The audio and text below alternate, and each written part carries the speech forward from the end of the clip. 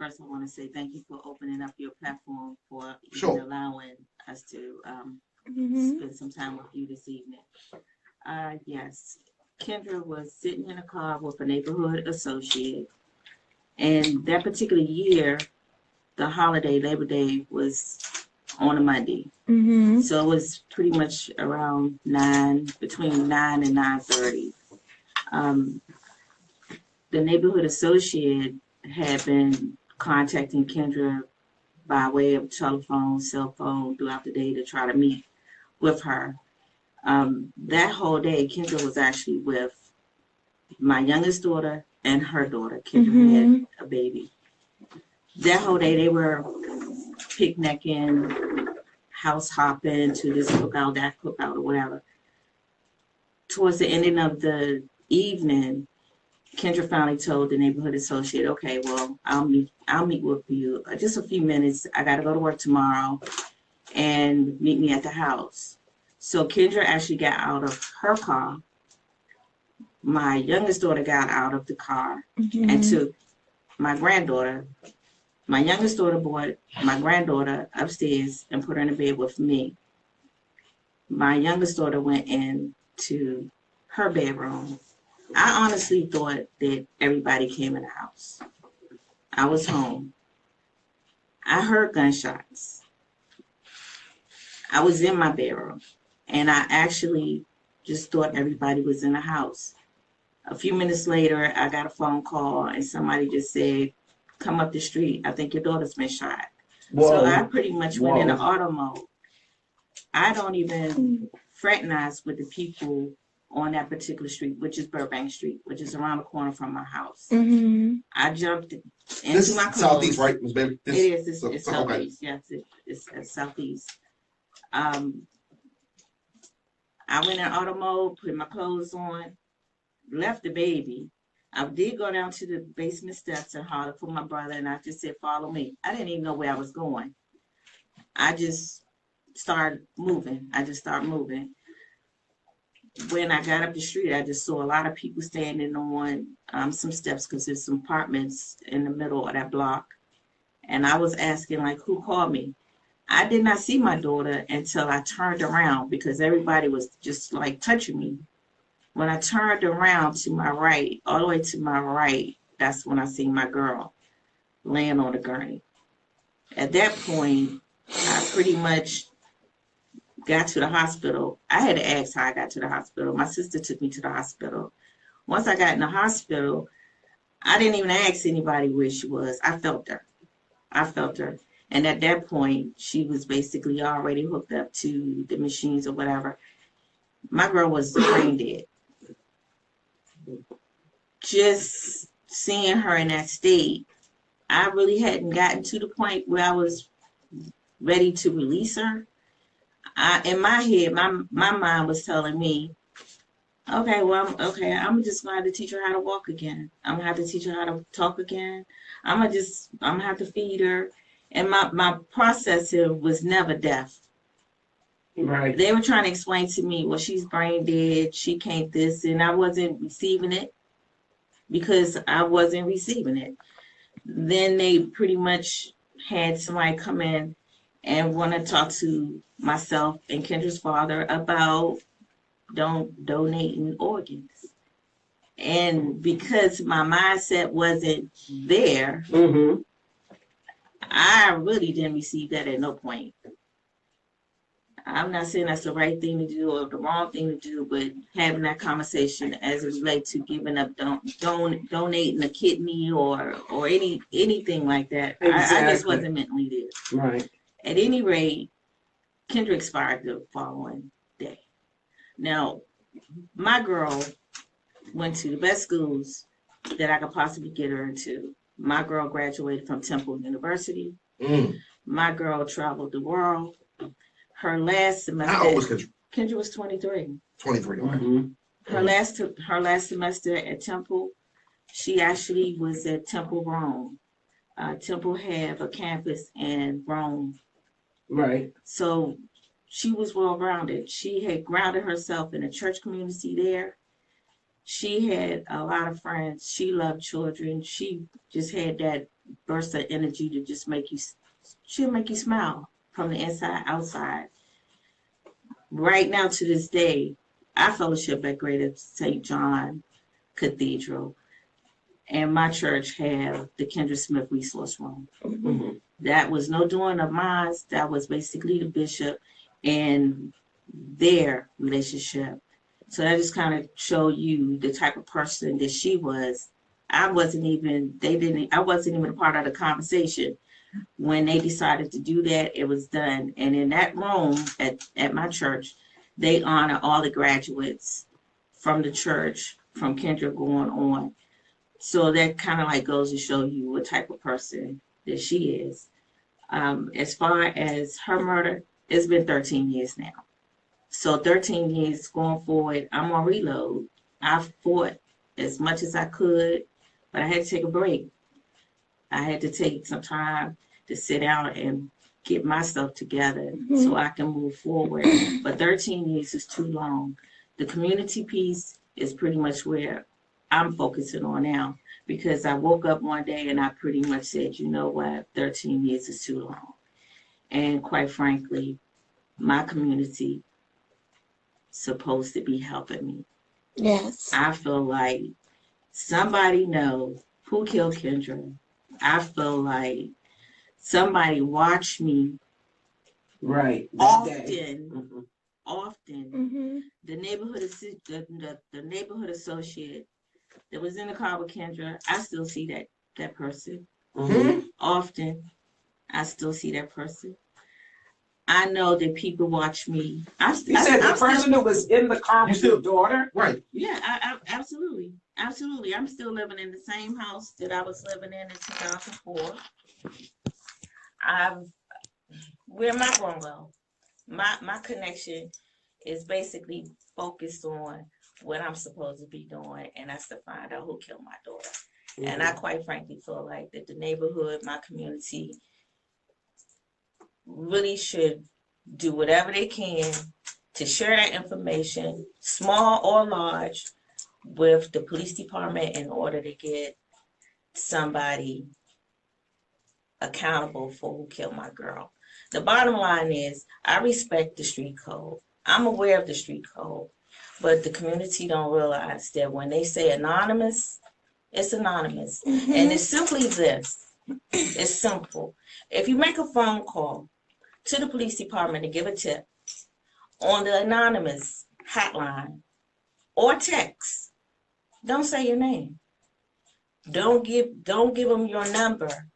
What will happen? They will call. If you call in, they will actually give you a tip number. Mm-hmm. Mm-hmm. Anonymous is anonymous. So if you're making a phone call and you simply saying, "I know this and this and this," and don't leave your name, then they can't call you. Right. Right. There are ways for the community to be accountable for each other, because basically we, as a community, we outnumber the police. The police can't do everything. That's right. We have to take care of our own selves.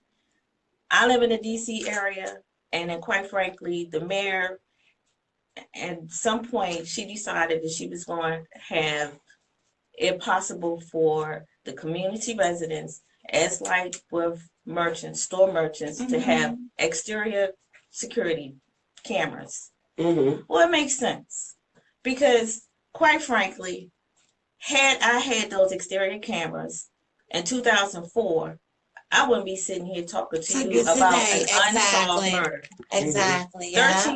13 years for unsolved murder is unacceptable to Deborah Evans Bailey all day long. Yes. Mm-hmm. I've done everything that I was supposed to do as a single mom, raising my daughter.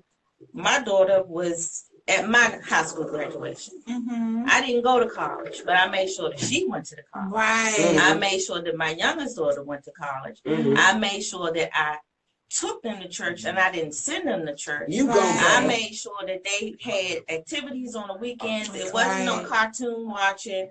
It wasn't none of that. They was in dance school. They was doing something. Something constructive. My daughter graduated from Banneker High School in 2004. That was one of the top high schools in Washington, D.C. I still think it is. Temple is an awesome school. She graduated. She wasn't stagnated at all. She worked. She still fellowshiped in a church. I went to the church when I visited Philadelphia, my own self. And when they opened the doors to the church, I said, okay, you good, you good. And when they welcomed the visitors, I stood up and I told them people, this is my girl. Watch out for her. Right. If you have any problems with her, contact me. That's right. So I did everything that I could. I was an ANC commissioner in my neighborhood, in my single member district. I did that. I made sure that I went to the community meetings. I made sure I went to PTA meetings. I made sure I was present. So if we supposed to be a community and we supposed to be looking out for each other, then perhaps we need to redefine the minds of the community people existing in DC. It's all about redefining your mind. Okay, so if you want to sit up there and say that, oh, I can't do this because I'm gonna be snitching. Well, how many people have to die? How many unsolved murders do we have to actually be dealing with as a community? Hashtag I'm tired of the yellow tape. How about that? Hashtag that. When you see the yellow tape, 9 times out of 10, you know something really bad happened. You know something really foul happened. So if you redefine your mind and start thinking about how could it happen to you? I thought I was exempt. We all think that. Exactly. And I think that's the message that has to get out to the community.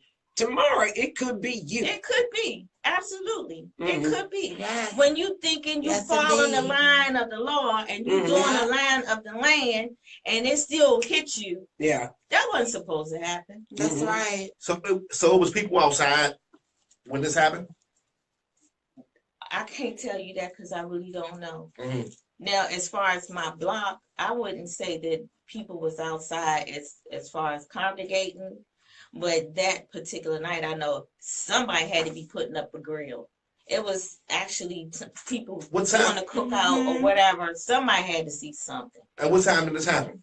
Between 9 and 9:30 p.m. Wow. And she said when she got down there, people were touching her. Well, that was around the corner. So what actually happened, what I was told that when gunshots were fired, the driver of the car pulled off and went around the corner. That's what I was told. So that's where the people were, not on my initial block. Oh my God. So when my girl came in, I thought everybody came in. I had to redefine my own mind because, quite frankly, my religion went somewhere else. Quite frankly, understandable. And I pretty much had to come to grips that, you know what, I could have lost all 3, both of my daughters and my grandbaby. So I had to come to that. I had to go into my religion and pretty much ask myself and ask God himself, well, why this happened to me? What? But then he had to remind me that Kendra was his first. Right. Yeah. So now, once I redefine my mind, I walk in a walk where I have to appreciate that the Lord actually used me to be the vehicle to bring Kendra into this world and to nurture her because she was a gift. She is a gift. He chose me. So now I actually appreciate that. But that's not how I was in 2004. I know that's right. I'm stronger now. Right. And I'm way better now. Let me ask you, Ms. Bailey. I read that the driver of the car didn't speak at all, didn't say anything, didn't come forward or anything, nothing. I'm pretty sure that he spoke with the police. You never got a chance. It was a conversation that he and I had, and he told me he didn't see anything, he didn't know anything, and that was the extent of our conversation. That was the extent. Sitting in the car when somebody just got Absolutely. right beside you. My daughter was in the passenger side. He was in the driver's side. Absolutely. And he didn't see anything. That's what I was told. That's exactly what I was told. So I'm trying to figure this out. A drive-by or somebody? For real, Miss Bailey, I'm trying to. Wow. I'm with you, Phil. I can't figure this out. Right. It just don't make no sense. Don't make sense. Was it random? Was it a drive-by where other shots fired? I mean, wow. Somebody was sitting. She was in the passenger sitting in the car in the passenger seat. The driver was on the other side. Driver on the other side. And he didn't get hit. And he didn't. So it's like a Tupac and Biggie type of. I mean, Suge Knight. That's some frag and naggle right there. Yeah. Absolutely. Yeah, it just don't make no sense. And the fact that they know stuff like this and they don't put the press down on these it hurts more for you because you have seen this person. You said you have seen this person. Yeah. That was in the car with your daughter that was killed. Absolutely. And wow. And he's seen me. And he's seen me. I'm still the same place. There's certain places that I don't go, more so because I have to be accountable for myself too. It's gotta be hard, Miss. That's what we do right here on Phocuzradio, man. Yeah. We bring the toughness in. That's what ain't nobody doing what we doing right here on Phocuzradio. Well, you seeing this person? Hold on. You seeing this person on a daily basis, or you seen this person? I'm not gonna say daily, but you've seen him more than once. She's seen him enough for his ass. He need to be locked up. I'm not gonna say that. That's something we can't say here on Phocuzradio. But I'm just saying that. Wow. My biggest thing is, with me being born and raised in DC is not that big. Everybody talk. I can go in the grocery store and I can have a conversation behind me and somebody is talking about who broke into somebody's house. Exactly. Who did this or who did that. Yeah. It's impossible for somebody not to know what happened to my girl. My thing is, the smallest information could be part of that puzzle. Yes. I really feel like that. So the bottom line is, somebody's been, or some persons been walking around for 13 years, walking around with information about who killed my girl. And that just don't even make sense to me. But what I can say is, God, he is going to show the light. 13 years has been too long, and I'm reloaded. That's what I'm going to say. Let me I got a couple of comments here. It says, Charlene Kemp says, he had to have something to do with that. And Donna says, does the driver of the car look you in your eyes, or does he look away from you? Look away. Yeah, of course. Yeah. Wow. Yeah. The driver knows. Who you got over there in your life? That was deep. Who did that comment? That was Donna Stewart Moore. Shout out to Donna Stewart Moore. Yes, indeed. That's deep right there. And she's an ex-policeman too. And this is what I'm sitting here thinking, is that when Also Brooks was here, she was saying DC is small, as you said. Absolutely. Okay. But the police force there, they've got 4,000 or 5,000 officers in the district, and the cold cases solved. I mean, not cold cases solved. The closed cases for murder and that kind of thing is like around 30%. In Prince George's County, we've got 2,500 police. Ours is up close to 90%. Right. What they need to come over and take some notes, because some in the milk ain't clean. It's just not. Right. You're right. We'll be right back. We're going to be right back. We got to stop and take some pictures. We'll take some pictures and we're coming right back. It was 2-3 minutes, y'all. Tell a friend to tell a friend. Download the free app. Hustle Firm Radio, 301-477-2616. Yeah. Wow. Damn, that's crazy. Damn, man. These stories. Woo. And these news stories that you read and research, you will be surprised how many different stories about the cases and people have reported. And the different stories. You get one story that says this, one story that says that's crazy. Yeah, and you can't believe it, can you? It don't make sense, does it? That's crazy. Well, that's what they do for our people. Yeah. And you see, they saw that case of them 2 girls in week. Yeah, I say that. All them years later, and another white girl, somebody working on her case. Well, it was they had those 3 girls that went missing. Remember the 3 girls went missing out of Virginia? Yeah. And they said they supposed to have been with somebody else, adult. They found them in like 2 weeks on weekend. That's all you heard. They was with an adult. That's why we have to stand up, y'all. Y'all ladies are doing the right thing by keeping what I'm saying. I'll see you up there now. Yeah. Yeah. Keep pushing, baby. I'm telling you. Sean got the shirt. And I was thinking, you want that Raymond Taylor? Yeah, let me stand over there. Yes, sure. I got some moments. Oh, that's right. Big nail polish. No, that's not nail polish. I don't do my nails. That's why God made them. Okay. All right. Let's go. We're gonna do every other person. We're gonna do every other person with a shirt. You got your lady.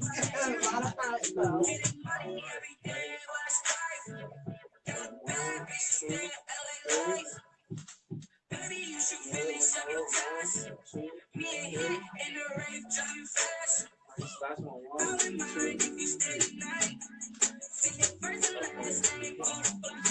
guess we can do an individual. Yeah, Okay. yes. Okay. What is that?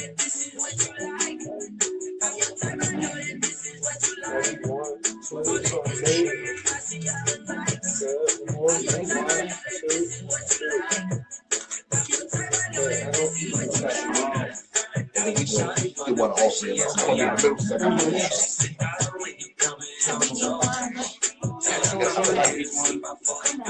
Oh, Let's give it up.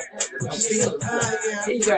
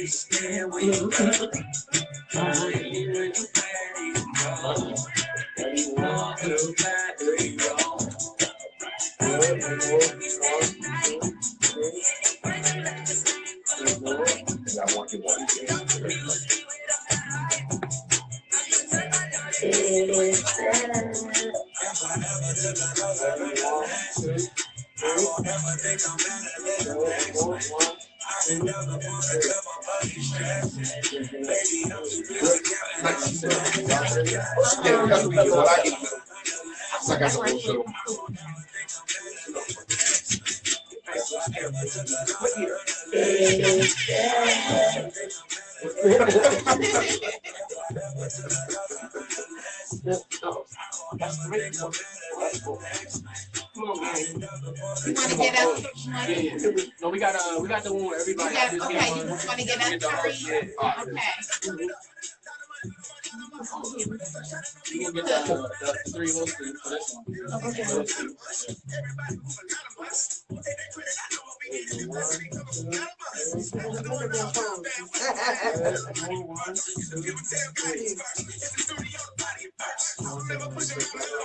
She reminded me of my daughter. My daughter, she know how to do that thing. You said one more time. Your grandma.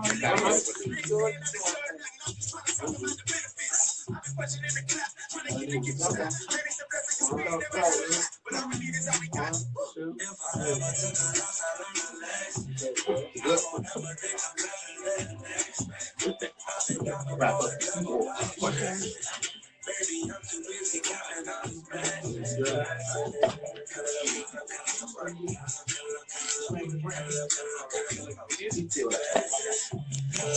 Like the cop, like the actor, TOS. Hi, Tamara. We gotta get you in here, girl.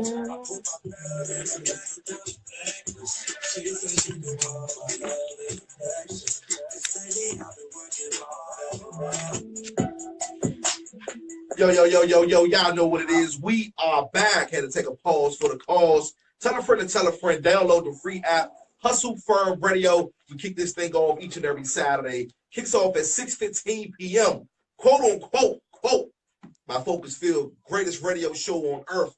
Feel free to call in. We are back. 477-2616. We are live right now in the building with Felicia Cook and also Mrs. Deborah Bailey Evans. And they both spoke on bringing awareness to both of their cases, Marty McMillan and also Andrea's case. Kendra Smith case. I say, I don't know why I have Andrea. Kendra Smith's case, Miss Bailey's daughter. Now, we were speaking on the community. We were speaking on the quote-unquote golden rule, right, with the snitching. And you had said something I had thought about that stuck with me. How many people gotta die? And I don't understand. I mean, when you say snitching, I mean, I just don't understand. Like you say, it's sticking with me. You have seen this person in the car. You ain't said nothing though. He's another person in there. I got a message for Ms. Bailey from Donna Stewart Moore. She says, continue to speak out and stand tall in the honor of your daughter. There's no weapon formed against her shall prosper. Thank you for sharing your story. I'm praying for the revelation of the culprit. Where's she tuning in from, Mrs. Taylor? DC. DC. Shout out to DC. That's my sister friend. Southeast. Southeast. Got Miss Bailey in the house from Southeast. We don't say Southeast. What do we say? Southeast. Southeast. So DC behind that thing. Miss Bailey, let me ask you. I asked all of my guests this in these cases. Things that the police could have done differently in your daughter's case and things they should be doing now after 13 years. You guys have done a lot on your own. That's the type of people we bring here to bring awareness to others so they can also come out and speak up. That's what we do here. Right. Well, quite frankly, in answer to your question, the first set of police detectives that I had, I'm quite frankly, I'm not pleased with the work that was done. And that's not a secret. I was blessed to have new police detectives on Kendra's case, and this time around I have confidence that he's going to do everything that he can possibly do to get answers, and that's basically what I want. I just want closure. As I mentioned, my Kendra had a daughter. Kendra wasn't able to go to the first birthday party. My grandbaby had turned 1 when her mom expired. Why? How old was Kendra's daughter? She hadn't turned 1. She wasn't yet 1 yet. She was a baby. Her birthday is September 25th. Kendra was killed September 7th. That's when she expired. So she never made a birthday party. The whole time Kendra carried her baby, she read to her. She listened to different music. She talked to her. We talked to her while the baby was in the womb. And now the only thing that she really know of her mother is what we tell her. Right. And we share as much as we can with her. We allow her to talk to some of Kendra's friends. And now that she's 14, she's asking questions. 14 years old. She want to know. Yeah, she want to know. Who is her mom? How did her mom act with this? And 14 is that prime time when you want to be a real teenager. Does she remind you of her? Absolutely. Yeah. Absolutely. Sometimes it could be scary. She could just walk past, and I had to, look a second time, or sometimes she will do her facial expressions a different way, and it looked just like her mom. Or she might say something that her mom would say. She's inquisitive. She's on the honor society, and she has that same yearn for education, because Kendra was an educational guru. Yeah. Because I push it in both of my kids. That's right. So I just want her to have closure as well, because I can't even imagine how to go forward not knowing. That's just 13 But years. Let me ask you, when she was old enough to understand and you told her what happened to her mom, what was her response? Well, how about asking me when did she realize and when did she ask me where was her mama? And that was almost 3. Almost 3. She wanted to know. No, I couldn't tell her somebody shot your mama. Right. You know, but we had to be really delicate with that kind of conversation when it comes to somebody as young. Now she knows a whole lot more. Now she knows that her grandmother, she calls me Yaya. Yaya's fighting. She knows Yaya's trying to find out who killed. What happened? We just want to know what happened. Right. And I don't want her to think nothing less than her Yaya's gonna fight. And That's I'm gonna right. fight until it's over. And right now it's not over. When I say reloaded, I meant reloaded. That's right. That's right. It's never going to be over till really justice is served. About DC is the volume of policemen they have. You said they have that little that dedicated place for or office for missing people. It's the laws. It's the laws that they don't have put in place. It's the laws, and like I said, it has it's the laws. You know, we have to push and get these laws put into place. But like she said, equal treatment under the law. That is for everybody. Why would they treat a Chinese person's case different than a white person's case, different than a black person's case? If they're doing the same for that person, if they're committing the because I'm gonna tell you something. Because them Chinese people and them white people, they're out there. They're talking. And they're telling what's going on. Versus our people in our own community. They go in, they shut their goddamn door like ain't nothing going on. Right. You know what I'm saying? Well, until it happens to one of them. When Ms. Cook had spoke on this on her live, I always say it's still a form of oppression. It's still slavery, but it's just modernized. It's the same thing. Because they know we ain't gonna get out there and fight. So we have platforms like Phocuzradio and parents and grandparents and people and mothers that's going to fight. I think that's the problem. They know the white people, as soon as we slip up and we mess up on this case, they gonna sue our ass. Or they gonna be after us. And they know the law. So you better get out here and you better do this. Or we gonna do that. And that's what it is, I think. You know, with everything. Know what? If you see, if you check out that little girl, Anaya, or whatever name was missing in North Carolina, whatever the stepfather killed. Now you see how Shania. You see how they came out in droves. You see how they got in the plane and they flew there. They had so many volunteers. They had to turn people away. They did the same thing with Relisha though. She had volunteers from all over the world. You know, it's just our people in our communities. Well, I still think I look at the bigger picture because they know another young mother is gone.